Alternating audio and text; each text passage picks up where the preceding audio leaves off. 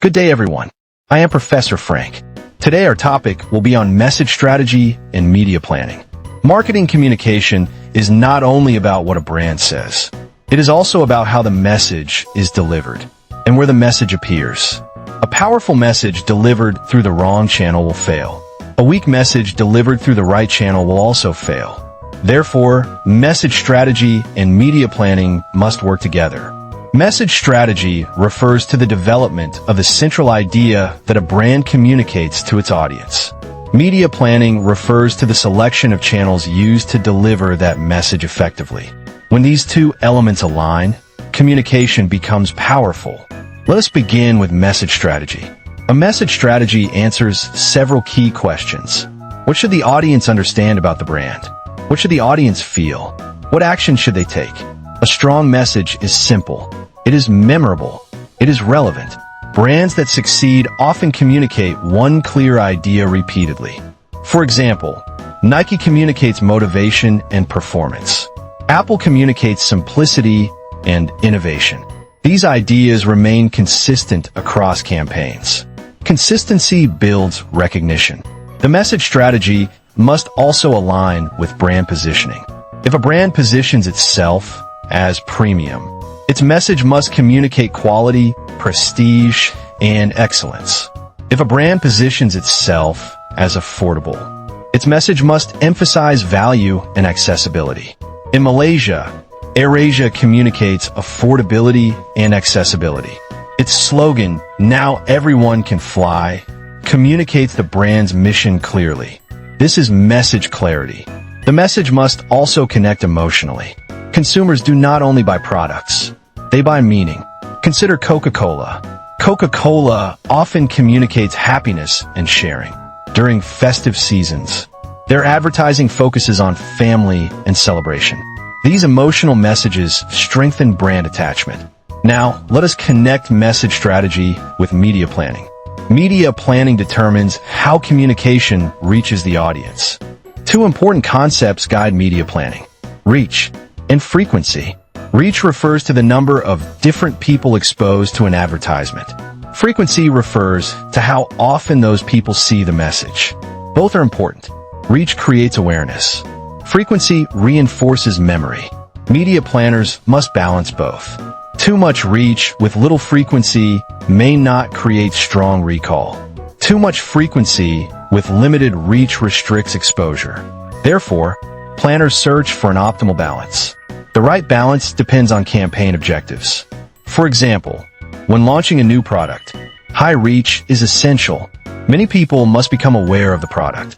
When reinforcing an existing brand, frequency becomes more important. Repetition strengthens memory. Digital media has complicated this balance. Consumers skip advertisements. They multitask while watching content. Exposure does not always guarantee attention.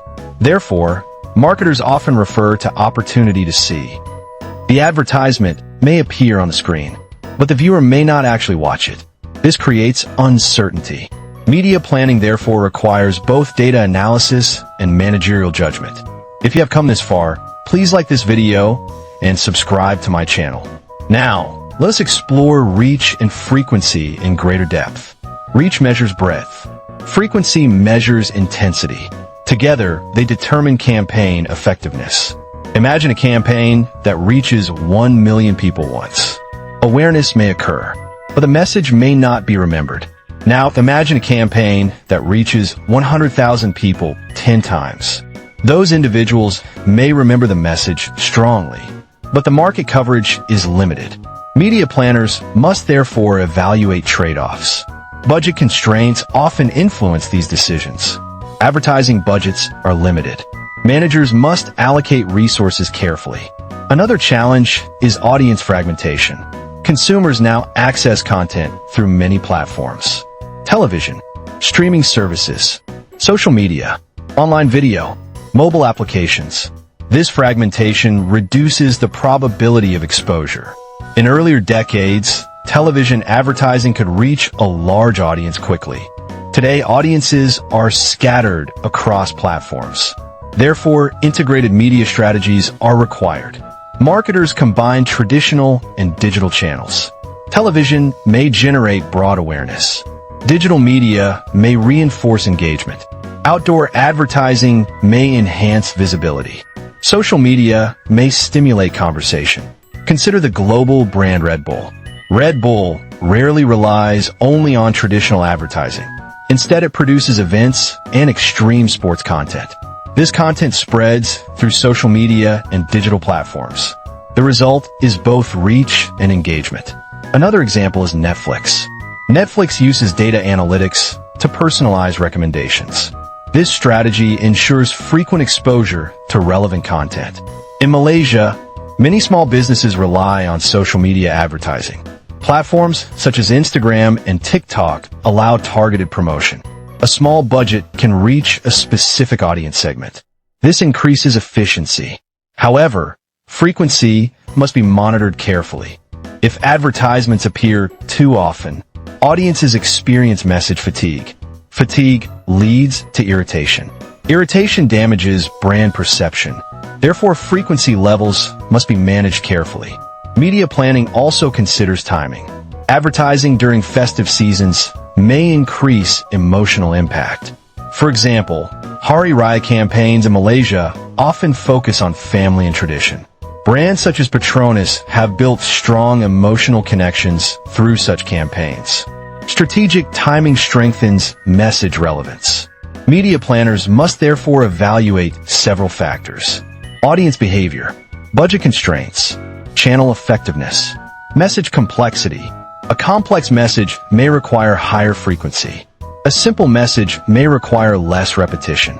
Media planning is therefore both science and judgment. Data provides guidance. Experience provides interpretation. We now turn to another important element of message strategy: the creative brief.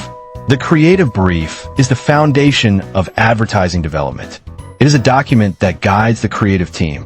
It defines the communication problem. It defines campaign objectives. It defines the target audience. Without a clear brief, creative work becomes unfocused. A strong creative brief contains several elements. First, the objective. What should the campaign achieve? Objectives may include awareness, attitude change, purchase intention. Second, the target audience. The brief must describe who the campaign is addressing: age, lifestyle, values, motivations.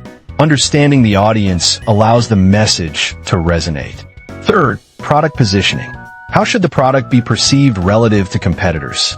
Positioning guides tone and messaging. Fourth, the reason to believe. Why should consumers trust the claim? Evidence may include product performance, expert endorsement, consumer testimonials. Fifth, tonality. The communication style must match the brand identity. Luxury brands communicate elegance and prestige. Youth-oriented brands communicate excitement and energy. Sixth, creative considerations. These may include mandatory logos, taglines, legal requirements. The creative brief therefore acts as a strategic blueprint. It aligns creative development with marketing objectives. Account planners often play an important role in this process. They gather insights about consumers. They analyze behavior, preferences, cultural context. These insights help creative teams craft meaningful messages. The challenge for creative teams is translating strategy into communication. They must transform research insights into visual and verbal messages. Creativity is not random. It must serve strategic objectives. A well-known example is the Old Spice campaign. The man you man could smell like.